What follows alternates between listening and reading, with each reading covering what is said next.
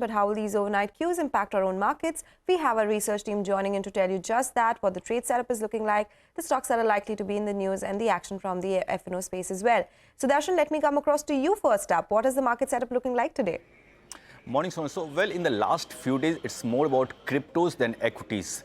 Cryptos have seen a sharp surge in the last 1 month, that is since January 11, when ETF for cryptos was launched. And since then, Bitcoin, that is the leading crypto, has surged 25% and is now above the $57,000, that is highest in last 2 years, and is now less than 20% away from the record high that it had hit in November 2021. Talking about US equities, it was a flat close with Nasdaq and S&P closing slightly higher, while Dow Jones saw a close with a minor cut. For our market too, we are seeing a similar pattern. Nifty has managed to hold on to the levels around 22,200 with support coming from IT major TCS, which surged 3% on Tuesday following a positive brokerage note. Talking about the sector that is in focus ahead of monthly sales, auto. If you see the stock reaction, we are getting a mixed indication. Stocks like M&M, Eicher and Tata Motors have been higher, while Hero and Escorts have been under pressure. Now, I want to mention some stocks that are trading with a discount in derivative market against their underlying value ahead of the monthly expiry, and those stocks are Berger Paints, SBI Card and Bajaj Auto.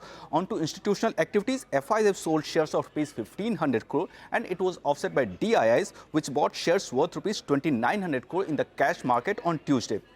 GIFT Nifty so far is indicating a positive start. Lastly, cues to watch. Keep an eye on telecom stocks as Vodafone Idea is looking to raise up to rupees 45,000 crore. That will be like with a mix of equity and debt. Also, cement stocks. Brokerage reports suggest that the month of February saw a fall in prices across the country. Lastly, US GDP for October-December quarter is expected. As per estimate, we are expecting a growth of 3.3% on a sequential basis. Okay, all right. Thank you so much for that, Sudarshan. But stay on. There are some stocks in news as well that you're focusing on. Again, I'll start with Vodafone Idea and Indus Tower. Says Vodafone Idea board is looking to raise up to total rupees 45,000 crore.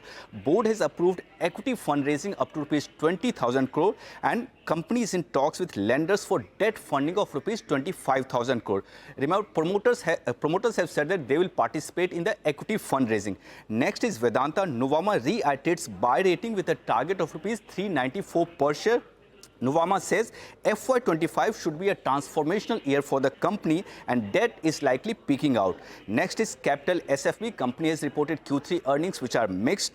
Gross NPA has risen 6% sequentially. NIA is up 1% year on year and up 4% sequentially. CMS Info, Newsbreak is confirmed. Promoters have sold its entire stake of over 26%. MS Asia Singapore PT, AIG Global, ICICI Prudential Mutual Fund and Kotak Mutual Fund were amongst buyers. Hindustan Zinc incorporates subsidiary to explore, discover, develop and tap mineral resources. Torrent Power has got letter of intent from PFC consulting firm for first project under TBCB framework. GE T&D India has received order worth rupees 370 crore from Power Grid. Last is ICICI Lombard. Newsbreak is confirmed. ICICI Bank has bought 1.65% equity via block deals for rupees 1,356 crore. ICICI Bank's stake in ICICI Lombard has increased to 49.5%.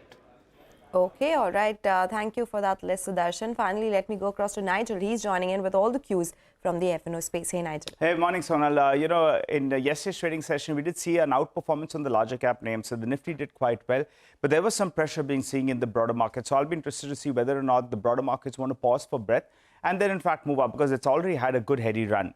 What did the FIs do yesterday? Well, they added more long positions in comparison to short positions. They remain mildly net short with close to 45% of their positioning on the long side, while 55% nearly is on the short side. In yesterday's trading session, we saw the 22,200 call, 22,300 call, as has been the case the previous sessions as well. There are signs of writing out there. Now, the bears are positioned that they believe they've got this covered at around 22,300 to around 22,350. The bulls, though, they believe that till the 20 DMA is protected, this market is an uptrend. I think that's more logical, right? That, every time we've gone closer to that level, if you buy the dip, you've made a good amount of money. So that's going to be an important mark.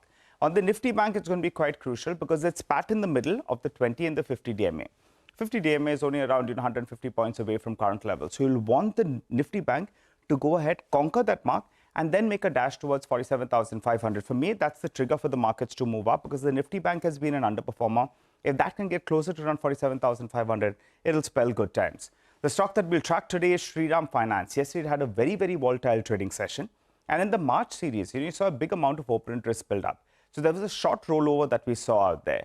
But post-market hours, there was no new FNO inclusion that did come about, which would be one of the problems for it to get into the Nifty. So let's see how that stock reacts today. You'll have the committee, NSE committee, that will be meeting post-market hours to decide on the Nifty inclusions. But that stock will definitely be on your radar. Back to you. Okay, all right. Thank you so much, guys, for joining us and prepping us up for this trading day ahead.